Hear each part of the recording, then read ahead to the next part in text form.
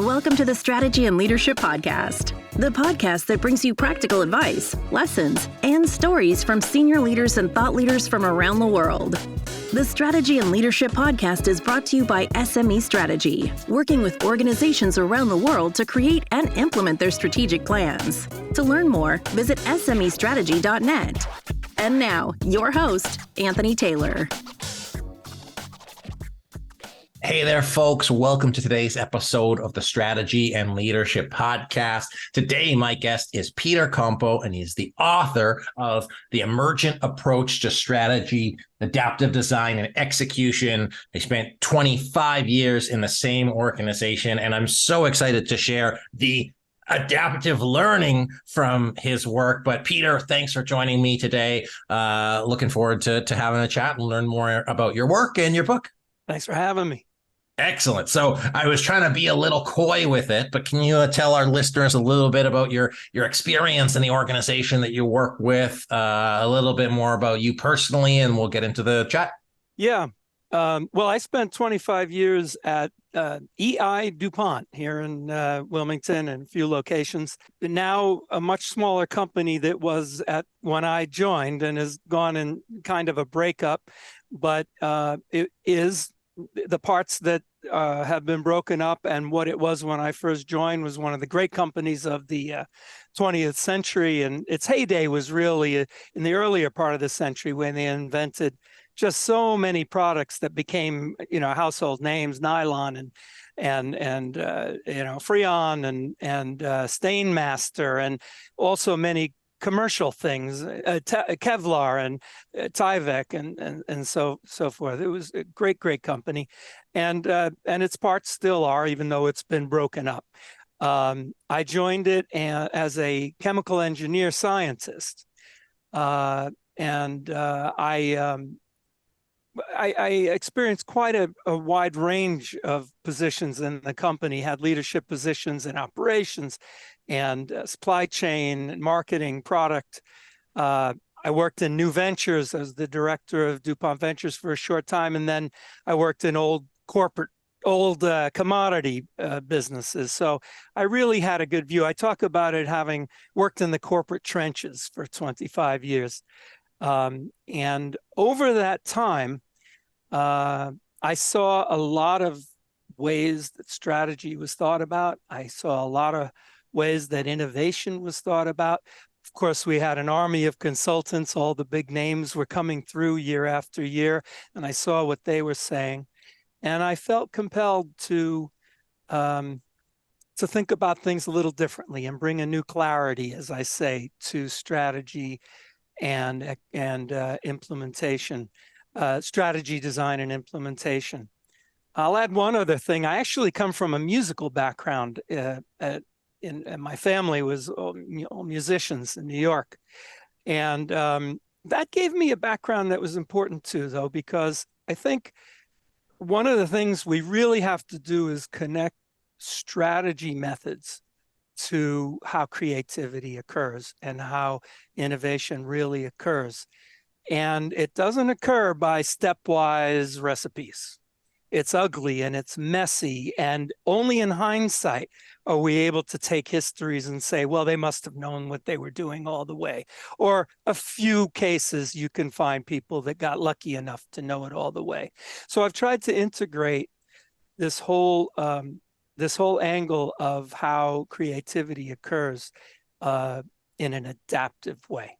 And that's slowly all of these experiences came together, and I quit to write full time and get a book out that tried to capture all of these issues that I had experienced. That's awesome. I'm interested in reading the book. Truly, I've got a shelf of 40, 60 years of management science, and I find it so. Just what I think is really, really cool about your experience is, when you look at, call it innovation in the 21st century, whatever the heck century we're in right now, you're looking at technology leveraging, and you're building technology on top of additional technology, and you have AI morphing with other modules of AI to support that. Well, it's so cool from the company that you worked in and the background in chemical engineering. You're like, hey, let's mix these things together and make a new compound. Like the amount of risk tolerance, the amount of creativity and innovation to create a compound, like a physical thing that never existed. We're not talking like a beverage or food. You're literally talking about, industrial applications and the trillions of dollars, but then also getting a whole line of consumers to use it. That in itself, the product launch needed to implement any launch successfully. The depth and breadth of Dupont as an organization. And as you mentioned, you've got the brightest minds in the world, consultants will say. There's air quotes for those of you following along at home. You have your internal methodologies, you have internal engineers, and the engineers are really the smart guys. Then you have consultants coming in. And so just the ability to be able to morph, adapt, grow, and change so quickly, but having so many minds of people working on a way to make it happen. I could only imagine how interesting that would be. And just as a practitioner, I'm in my way every day and I'm evolving my models from 1 to 2 to 3, and I'm using those books.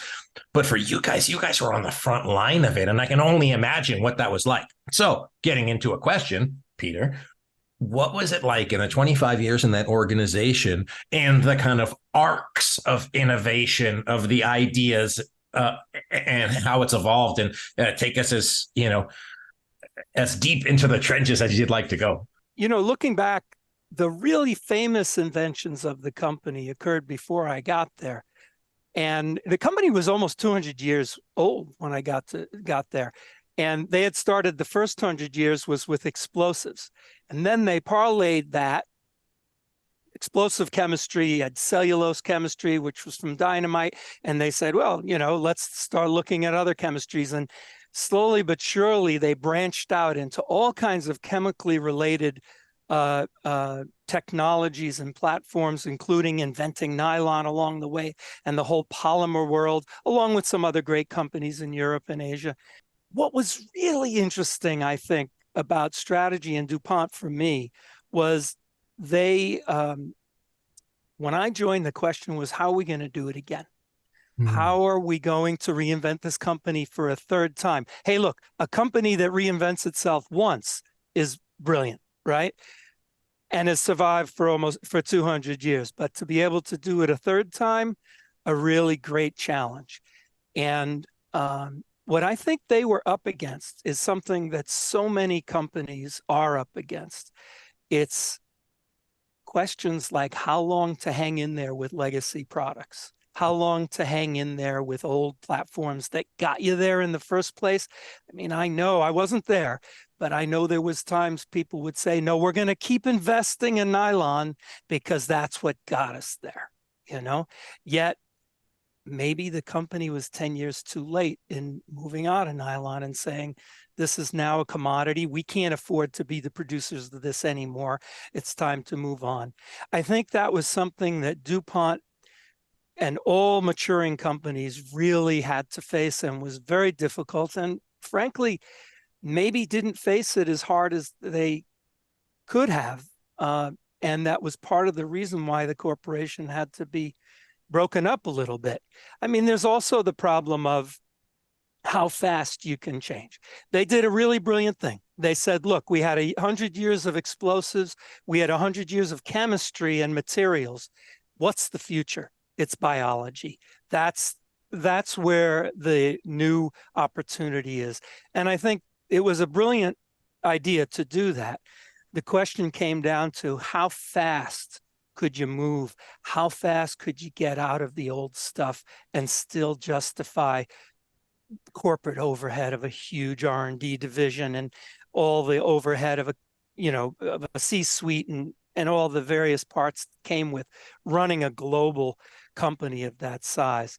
That's where I think I really saw something, and where you needed brutally harsh strategy to do that. And I just wonder, your podcast speaks to small businesses, medium-sized businesses. How many businesses are feeling that maturity coming on and having to make some very, very tough decisions, and that the innovation really requires a very harsh strategy on how to take those choices. Yeah, absolutely. Well, I think it's so interesting to hear, like, the 100-year perspective, looking at your, tenure from 1988 to 2013, like, just the natural kind of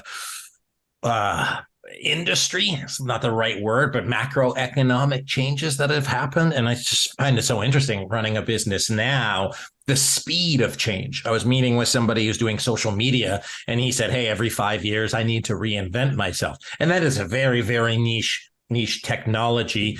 But as you look at an organization like Dupont and how it's grown and evolved, you have such legacy. And the question I was wondering in my head that I'd love to pose to you is, what were the biggest challenges in accepting the change, putting the strategy in place and moving it forward? Was it size? Was it scope? Was it resistance? Was it communication? Was it integration? Was it launching business lines? And then, to your point now around SMEs in this day and age, is their ability to be nimble, to be adaptive with their strategy. It is one of the musts. And so it's interesting to see an organization that was big and now it's broken up to presumably be more nimble, adaptive, focused. And then how does an organization, those big behemoths, the $1 trillion market cap companies, right, what they're doing? So it's a very interesting dichotomy. But what was your experience? What were some of the challenges that you saw, or the chief challenge in driving strategy, adaptive strategy forward? I think DuPont's a really good case for that question, in the sense that DuPont was nothing like, for example, Kodak, right? Who was also had their heyday versus the same time that DuPont had its heyday. Kodak got slammed by one thing, really, and they didn't react quick enough. Apparently, the story is they had the first digital camera, right? And yet they let others take it away. It wasn't like that at all. DuPont was a well-run company, a professionally run company, successful. I remember one year that we had trouble with stock price, and there was complaints from the analysts and so forth. I remember the CEO at the time said, we made $3 billion this quarter, or whatever it was year. I guess it was for the year. What I think was really interesting, and what can really be learned from it, is that these things sneak up on you.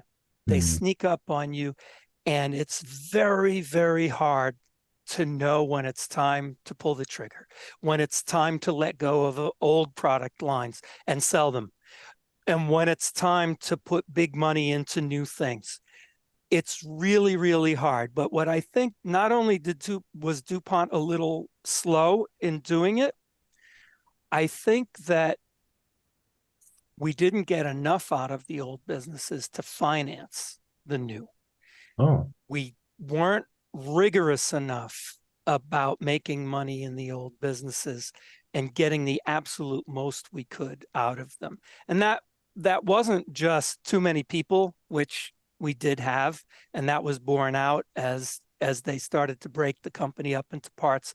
Many people lost their jobs, unfortunately.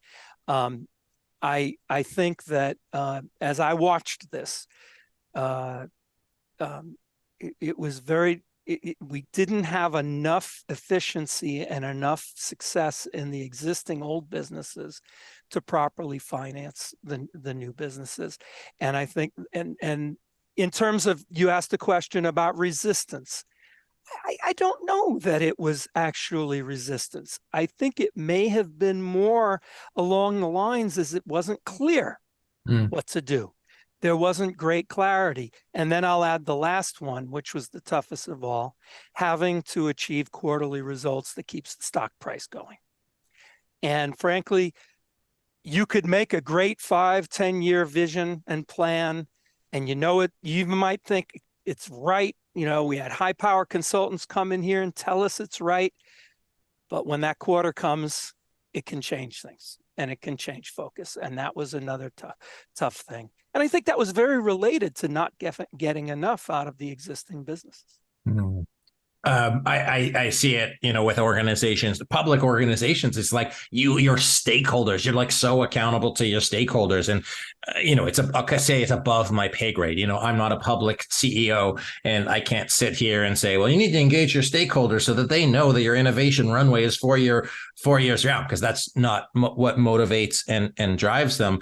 I was working with a public company recently, and we did some strategic planning, and they were looking for the single points of failure and the signposts. So to your point, is like, hey, how do we react quickly enough? Is, what are those indicators?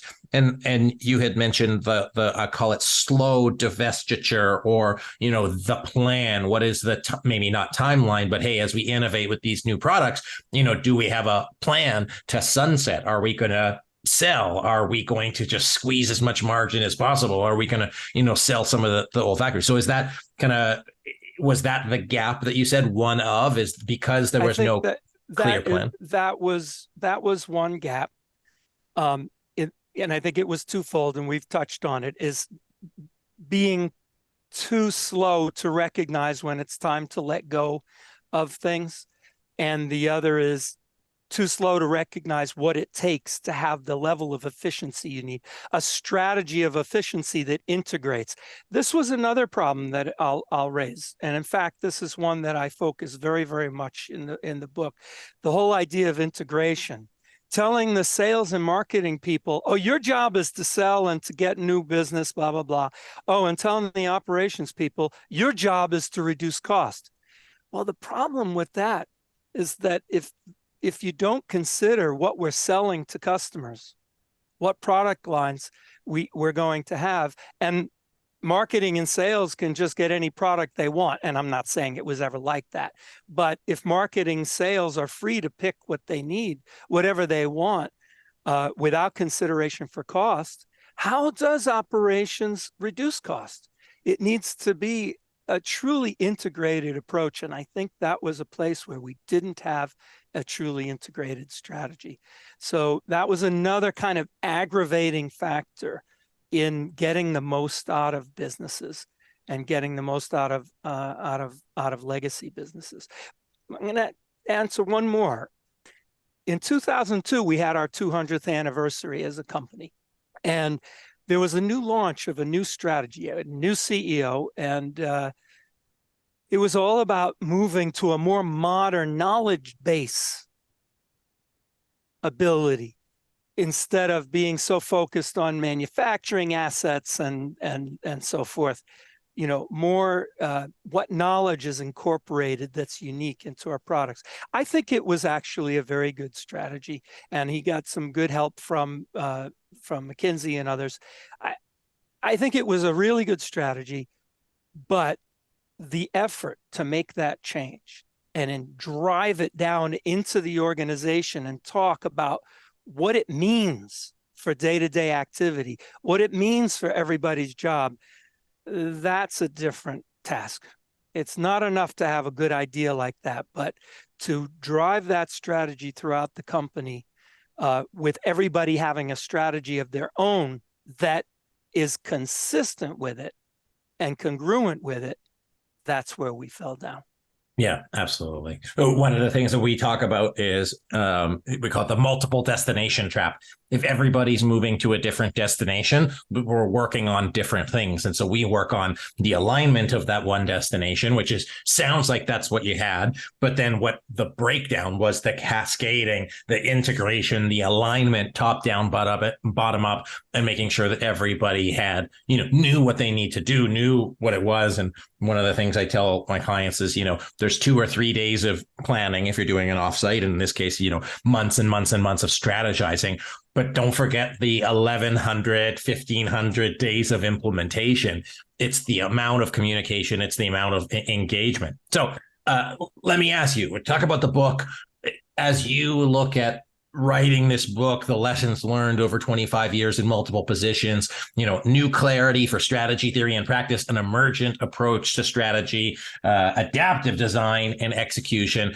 Talk to our listeners a little bit about what are the kind of 2 or 3 key lessons that you'd like them to be able to take and implement? Of course, one of those being go out and buy the book. But how can they be better at creating adaptive strategy?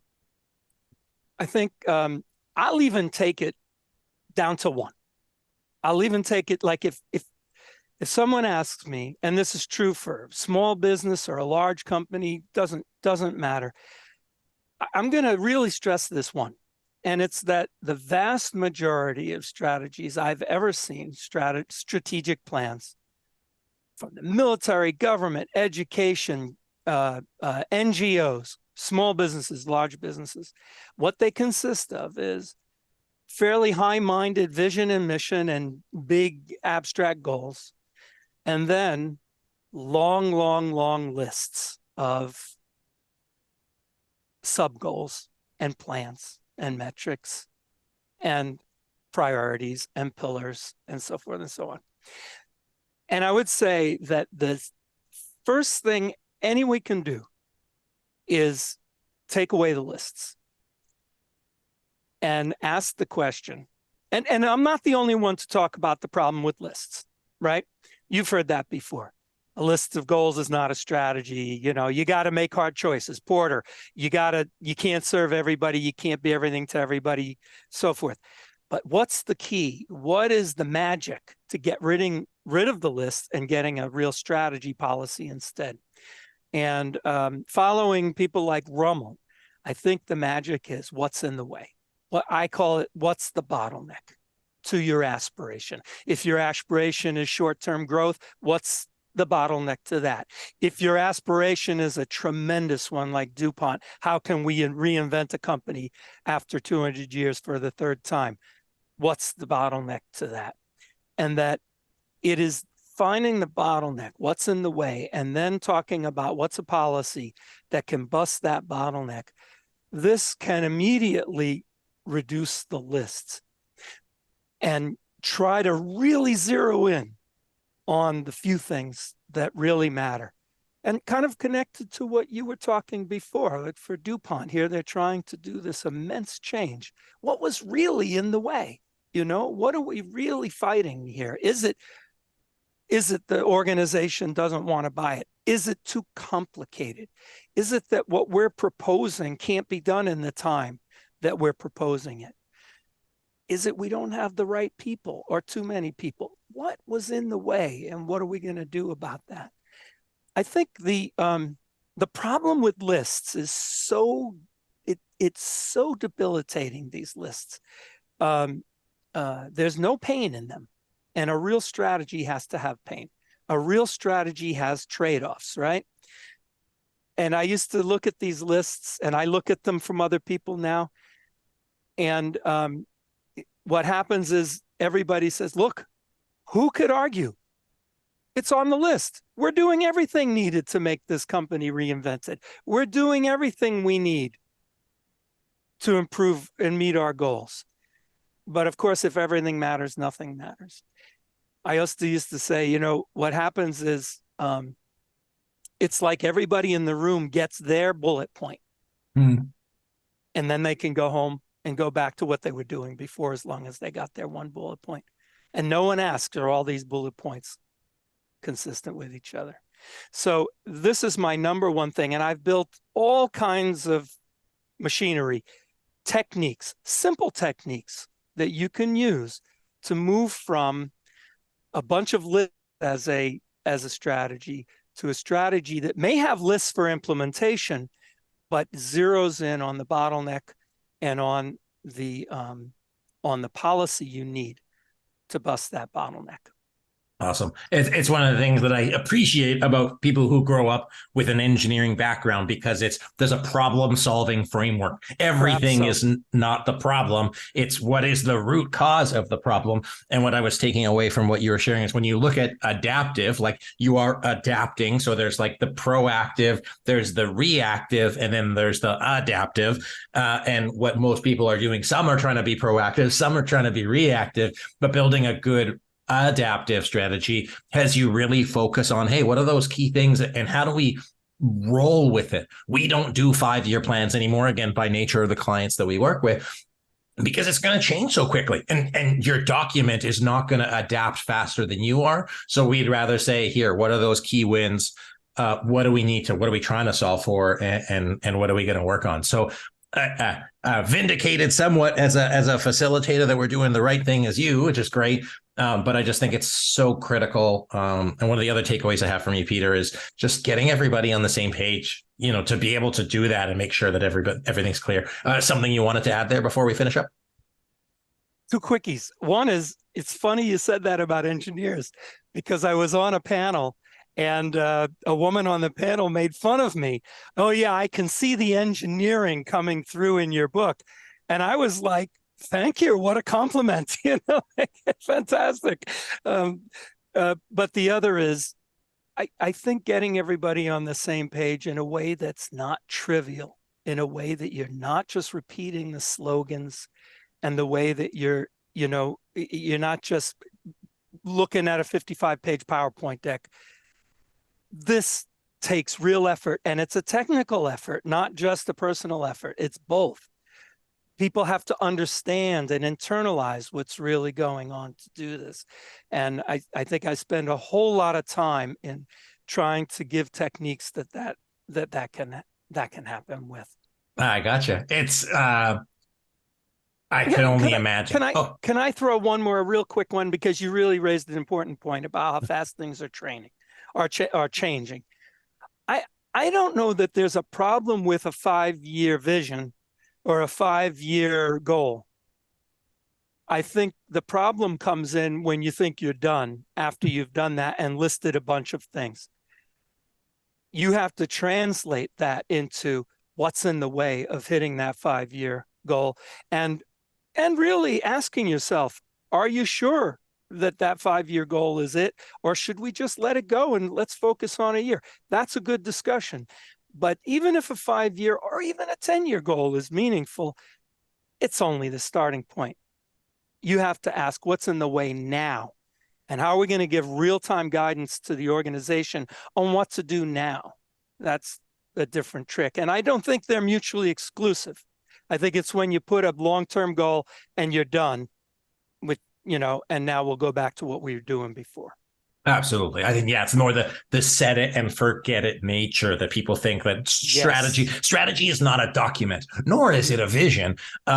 And what I was going to share earlier is, from the past leadership of Dupont at any point, to have the foresight of 100 years is extremely helpful, because, it's like, hey, that's the line in the sand. That's where we want to go. And contextually, it was relevant.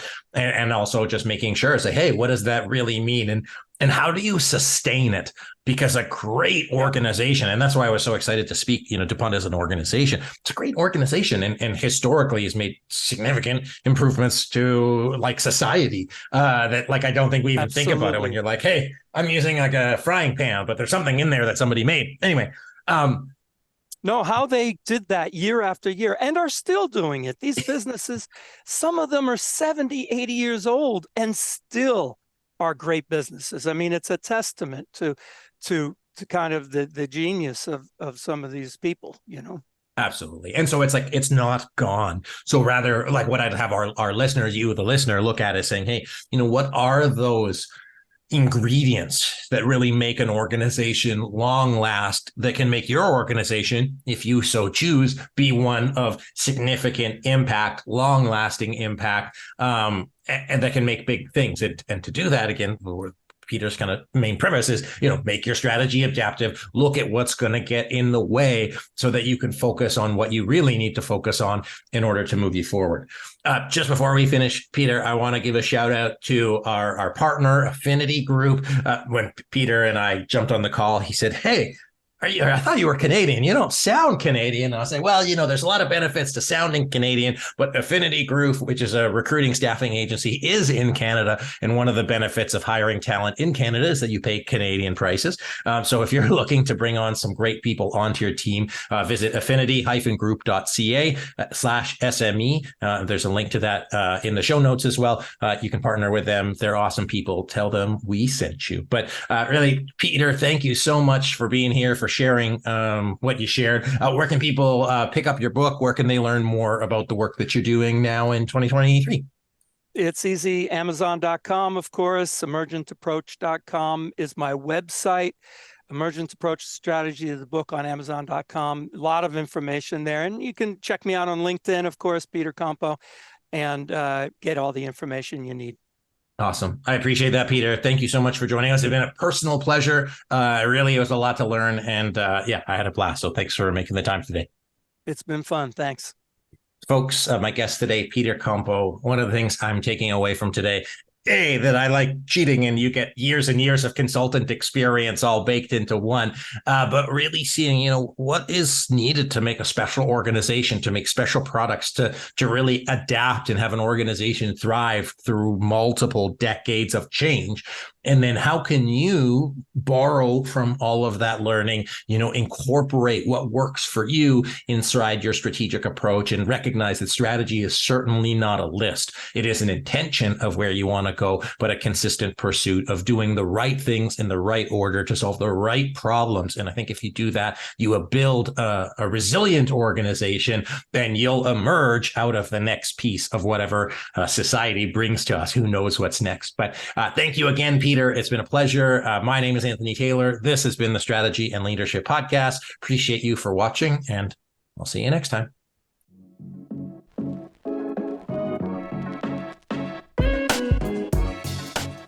Thanks for listening to today's episode of the Strategy and Leadership Podcast.